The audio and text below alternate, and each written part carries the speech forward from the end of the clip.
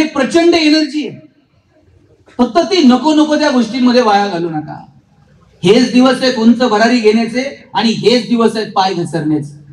या वयात पाय घसरू द्यायचे का उंच भरारी घ्यायची, मला वाटतं ही स्वप्न पोरांनो तुम्ही बघितली पाहिजे. तुमच्यातलं वेगळे पण तुम्हाला ओळखता आलं पाहिजे.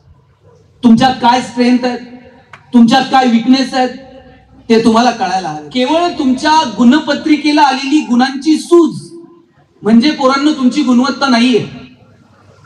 परीक्षा जवळ आल्यानंतर मग मागच्या वेळेस कोणते क्वेश्चन रिपीट झालते, मग ते क्वेश्चन परत येणार आहेत का, आणि मग ते पाहून अभ्यास करायचा, आणि मग फक्त कॅम्पसमध्ये आपण सिलेक्ट झालं पाहिजे, आणि मग 10-20 लाखाचं पॅकेज मिळालं पाहिजे. इथपर्यंतच माणूस म्हणून तुमचं माझं काम आहे का? महात्मा फुले सांगायचे, अशिक्षितपणाचा टप्पा ओलांडून आपण शिक्षित झालं पाहिजे, शिक्षितपणाचा टप्पा ओलांडून आपण सुशिक्षित झालं पाहिजे, सुशिक्षितपणाचा टप्पा ओलांडून आपण सुसंस्कृत सृजनशील झालं पाहिजे. केवळ शाळेतल्या कॉलेजमधल्या 4 भिंतीत जे शिकायला मिळतं ना पोरांनो, फक्त ते शिक्षण नाहीये. सताड उघडे डोळे ठेवून तुम्ही समाजाकडे बघा. समाजातले प्रश्न तुम्हाला कळतात का? तुमचं ज्ञान मुळात समाजाभिमुख आहे का? तुमच्या ज्ञानाचा काही समाजाला उपयोग होतो का? मला वाटतं हे प्रश्न कॉलेजच्या जीवनात आपल्याला पडायला हवेत.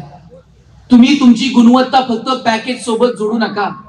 मी परवा पाहिलं सोशल मीडियावरती, मेकॅनिकल इंजिनिअरिंगच्या एका पोरानं ते ऊस वाहून नेताना बैलांच्या खांद्यावरती झू असतो गाडीचा, आणि त्या बैलांना ते सगळं ओझं वाहून न्यावं लागतं. शोध म्हणजे काय, जगाला आवाज करावेत असेच शोध तुम्ही लावले पाहिजे तसं नाहीये. एखादं छोटं इनोव्हेशन असेल पण त्यानं एक मोठी क्रांती होऊ शकते. इंजिनिअरिंगच्या एका स्टुडंटनं काय केलं मी पाहिलं, त्यानं त्या बैलगाडीला पुढून एक व्हील लावलाय आणि त्यानं निम्म्यापेक्षा जास्त ओझं बैलांच्या खांद्यावरचं कमी झालं. पूर्वी त्या बायका अशा जात्यावरती दळायच्या आणि जात्यावरती दळताना त्यांचे दिवसभर हात दुखून जायचे.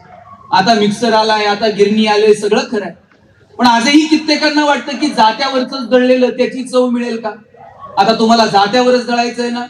इंजिनिअरिंगच्या एका पोरानं त्याला बेरिंग बसवल्यात त्या जात्याला, आणि त्या हलका अतिशय सोप्या पद्धतीने ते जातं दळलं जाऊ शकतं. मला वाटतं तुम्ही थोडासा काही वेगळा विचार करता का? जगभरातली पोरं आपल्या वयात काय विचार करतात? तुम्ही पोरींनो ते एलॉन मस्क नाव ऐकलं? त्यानं ट्विटर विकत घेतलं. परवा मी एलॉन मस्कचं भाषण ऐकत होतो. तो त्याच्या भाषणामध्ये सांगत होता 2050 पर्यंत आम्ही आमच्या देशातून विमानाचे प्रवास बंद करू आणि आम्ही रॉकेटनं प्रवास करू. रॉकेट लॉन्च करता येतं, तो म्हणला आम्ही लँड करू, आणि 2050 पर्यंत आमच्या देशामध्ये रॉकेटचे प्रवास सुरू होतील. एलॉन मस्क त्याच्या भाषणात सांगत होता 2050 पर्यंत आम्ही आमच्या देशात असे रस्ते तयार करू, त्या रस्त्यांवरून गाड्या धावतील आणि आपोआप त्या गाडीची बॅटरी चार्ज होईल. त्याच्यासाठी प्लग बिग लावायची गरज नाही. एलॉन मस्क सांगत होता आम्ही अशी घरं तयार करतोय, त्या घरांच्या भिंती दगड विटांच्या नसतील, घरांच्या भिंती सोलर पॅनलच्या असतील. ते घर स्वतःची एनर्जी स्वतः क्रिएट करेल. मला हेवा वाटतो ही पोरं असा विचार तर करतात की आमची घरं सोलर पॅनलची असतील, आमची घरं स्वतःची एनर्जी स्वतः क्रिएट करतील. ती पोरं काय विचार करतायत आणि आमच्या डोक्यात काय? आमच्या डोक्यात अजून चाललाय आकडा कसा टाकायचा, आकडा पकडल्यावर फोन कोणाला करायचा. का आम्ही या पोरांबरोबर स्पर्धा करू शकत नाही? इंजिनिअरिंगची जगातली पोरं काय करतात आम्ही काय विचार करू शकत नाही? या राष्ट्राचा कणा आहे पोरांनो इंजिनियर. या राष्ट्राला, या जगाला एका वेगळ्या समृद्धीकडे घेऊन जाण्याची ताकद जर कोणात असेल तर ती तुम्हा अभियंत्यांमध्ये आहे, आणि ती तुम्ही समजून घेतली पाहिजे. नॉस्कॉम कमिटीचा रिपोर्ट होता, in future 75% engineers will be permanently unemployed, 90% plain graduates will be permanently unemployed. आणि काय कारण आहे माहिती आहे? 90% प्लेन ग्रॅज्युएट्स उद्याच्या काळात नोकऱ्या मिळणार नाहीत. कारण आम्ही शिकतोय ते फक्त मार्कांसाठीच शिकतोय. मराठीतनं ग्रॅज्युएट झालेल्या पोराला मराठी बोलता येत नाही, हिंदीत ग्रॅज्युएट झालेल्या पोराला हिंदी लिहिता येत नाही, इंग्रजीत ग्रॅज्युएट झालेल्या विषयी न बोललेलं बरं. कॉमर्स मध्ये ग्रॅज्युएट झालेल्या पोराला बँकेतून डीडी काढता येत नाही. आम्ही कुठे घेऊन चाललो या सगळ्या एज्युकेशन सिस्टीमला? मार्क मार्क सगळं कसं मार्कांसाठी असेल? इतिहास मार्कांसाठी, भूगोल मार्कांसाठी, विज्ञान मार्कांसाठी. शिवाजी महाराज 4 मार्काला, संभाजीराजे 5 मार्काला. तुकाराम महाराजांचा अभंग अवघड आहे म्हणले, ऑप्शनला टाकू. परवा तर 10वीतले एक पोरग मला विचारत होतं, सर या वर्षी मराठीच्या पेपरला ज्ञानदेव पडणार आहेत का तुकाराम पडणार आहे? अरे म्हटलं हे पडतील कसे ज्यांनी महाराष्ट्र उभा केला. थोडस मार्कांच्या पलीकडे जाऊन आपण आपल्या शाळा कॉलेजांमधल्या आयुष्याचा थोडासा आनंद घेऊया. लॅबोरेटरीमध्ये जा, वेगवेगळे प्रयोग करा, संशोधनासाठी स्वतःला झोकून द्या. एकतर पोरं लॅबोरेटरीत जात नाही, प्रयोग करत. ते कशाला प्रयोग करतोय? सरच त्यांना प्रयोग करू देत नाही. पोरग काही प्रयोग करायला गेलं का सर सांगतात, चंचू पात्र तेवढंच आहे, फुटतंय, ठेव खाली, लिटमस पेपर संपल. तोंड बघून प्रॅक्टिकलचे मार्क मिळणार आहेत. कसे सायंटिस्ट जन्माला येतील? मी तुमच्या कॉलेजचं सांगत नाही. आम्ही कधी बदलणार आहोत? माझं सांगणं पोरांनो तुम्हाला, तुमच्यामध्ये प्रचंड ताकद आहे, पण तुम्ही ही ताकद आहे ना नको नको त्या गोष्टींमध्ये व्यर्थ वाया घालू नका. एनर्जी कॉन्झर्वेशनचा नियम काय सांगतो? एनर्जी क्रिएट होते का? ती डिस्ट्रॉय होते का? ती फक्त एका फॉर्म मधून दुसऱ्या फॉर्म मध्ये कन्वर्ट होते. आता एखादा पोरग जोर जोरात उड्या मारताय, त्याचं उड्या मारणं तुम्हाला बंद करायचं. हातपाय बांधून त्याचं उड्या मारणं बंद करता येईल का? तुम्हाला सांगावं लागेल, बाबा उड्याच मारायच्यात ना, बेंचवर नाही, थोडस स्टेजवर येऊन उड्या मार, ताला सुराला धरून उड्या मार. लोक म्हणतील तू नाचतोय. एखादं जोर जोरात ओरडतंय, तुम्हाला त्याचं ओरडणं बंद करायचं. सर तोंडात गोळा घालून त्याचं ओरडणं नाही बंद करतायचं. तुम्हाला सांगावं लागेल, ओरडायचंय ना, जरा सुरात ओरड. कदाचित लोक म्हणतील तू गातोय. पोरापोरींनो, तुमच्यामध्ये प्रचंड एनर्जी आहे, फक्त ती नको नको त्या गोष्टींमध्ये वाया घालू नका. हेच दिवस आहेत उंच भरारी घेण्याचे, आणि हेच दिवस आहेत पाय घसरण्याचे. या वयात पाय घसरू द्यायचे का उंच भरारी घ्यायची? मला वाटतं ही स्वप्न पोरांनो तुम्ही बघितली पाहिजे.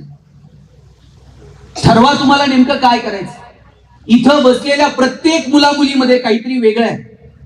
फक्त तुमच्यातलं वेगळे पण तुम्हाला ओळखता आलं पाहिजे. तुमच्यात काय स्ट्रेंथ आहेत, तुमच्यात काय विकनेस आहेत, ते तुम्हाला कळायला हवे. मला एक सांगा, सचिन तेंडुलकर सारखा षटकार ऐश्वर्या रायला मारता येईल का? ऐश्वर्या राय सारखा ठुमका लता दिदींना देता येईल का? लता दिदींसारखं गाणं अशोक सराफला म्हणता येईल का? तुम्ही जर मला म्हटले ना भाषण कर, मी भाषणच करेन. पण तुम्ही जर मला म्हटलात आता एवढ्या लांबून आलाय नगरून, जाता जाता आमच्या कॉलेजमध्ये एखादी कुस्ती करून जा, अरे वा, तू इथेच होय, मी तिकडे स्टँडवर शोधत होतो.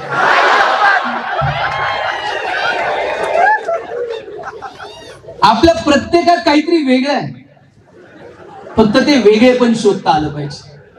मी एक गंमत सांगतो. मी कॉलेजला गेलो पुण्यामध्ये शिकायला, आणि माझ्या सरांनी विचारलं, गणेश तुला MBA कशात करायचं?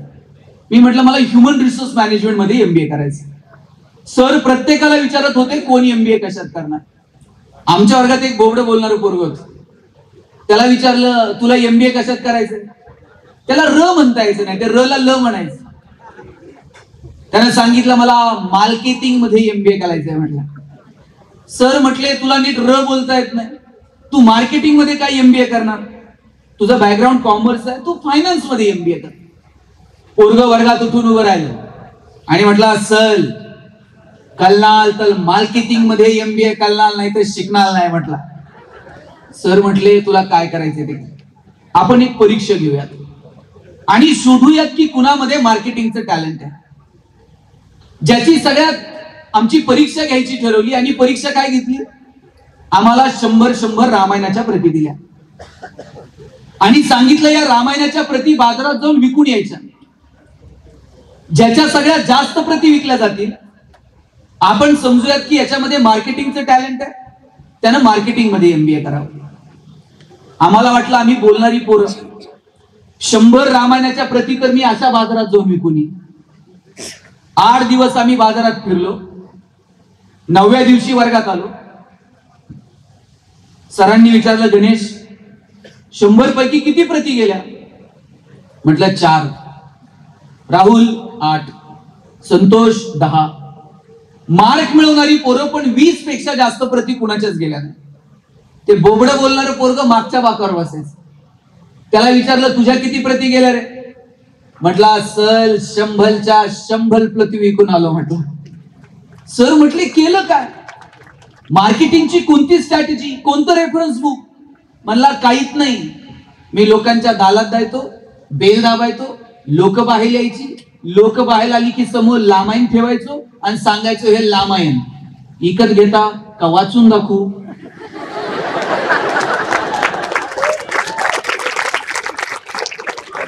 लोक म्हणायची, वाचून नको दाखवू, तुझं रामायण विकत घेऊ. आता बोबडं बोलणं विकनेस आहे का स्ट्रेंथ आहे? आणि दाबून ठेवला असता तर स्ट्रेंथ ठरला असता का? आपल्या प्रत्येकात काहीतरी वेगळेपण आहे. फक्त ज्या दिवशी पोरांनो तुम्हाला तुमच्यातलं वेगळेपण ओळखता येईल त्या दिवशी जगणं भन्नाट आहे. आणि तुम्ही इंजिनिअरिंगचे स्टुडंट आहात, मला हेवा वाटतो तुमचा. आपण नाविन्य शोधलं पाहिजे पोरांनो. नाविन्य स्वीकारायला काय लागत नाही हो. खरी धडपड करावी लागते की नाविन्य शोधण्यात. आपण नाविन्य स्वीकारायला पटायत आहोत, पण आपण नाविन्य शोधण्यात कुठेतरी कमी पडलो. आपला राजा होता पोरस.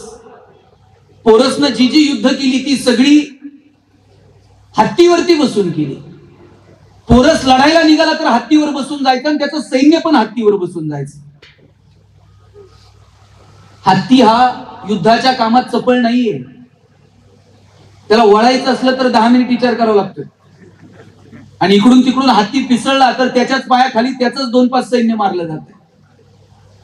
पोरस शूर होता, पण युद्धामध्ये पहिल्या फळीत हत्ती वापरायचा.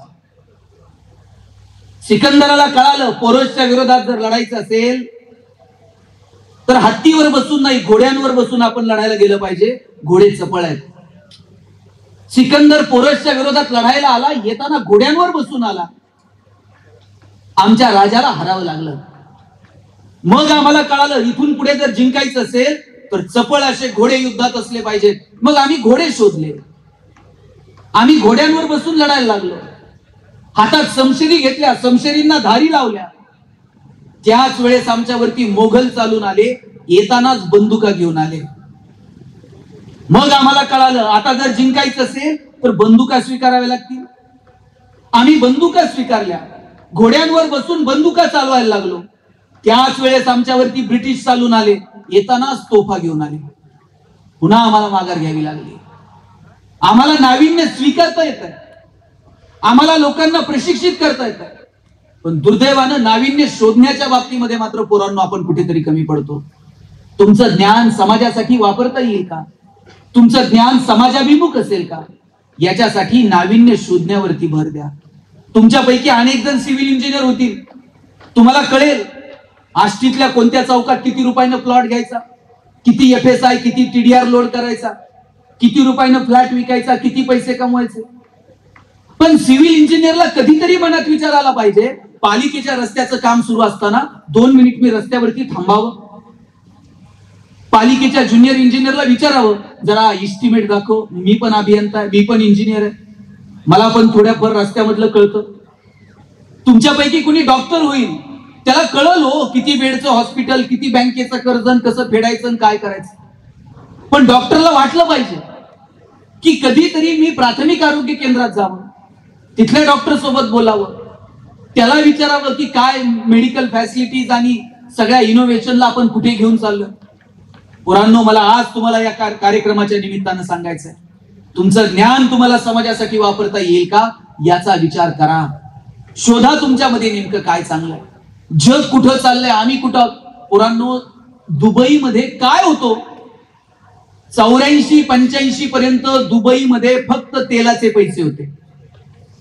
पण proper utilization of the resources, त्यांनी त्यांच्याकडे असणारे रिसोर्सेस असे काही युटिलाइज केले. आज जगातला सगळ्यात बिझिएस्ट एअरपोर्ट दुबई, जगातला सगळ्यात प्रॉफिएस्ट मॉल दुबई, ते बुर्ज खलिफा काही सेकंदात 200-250 मजले लिफ्ट घेऊन जाते आणि परत खाली आणून सोडते आणि त्याच्यासाठी 10-15 हजार रुपये तुम्हाला मोजावे लागतात. पर्यटनाच्या क्षेत्रामध्ये दुबई इतकं पुढे निघून गेलं.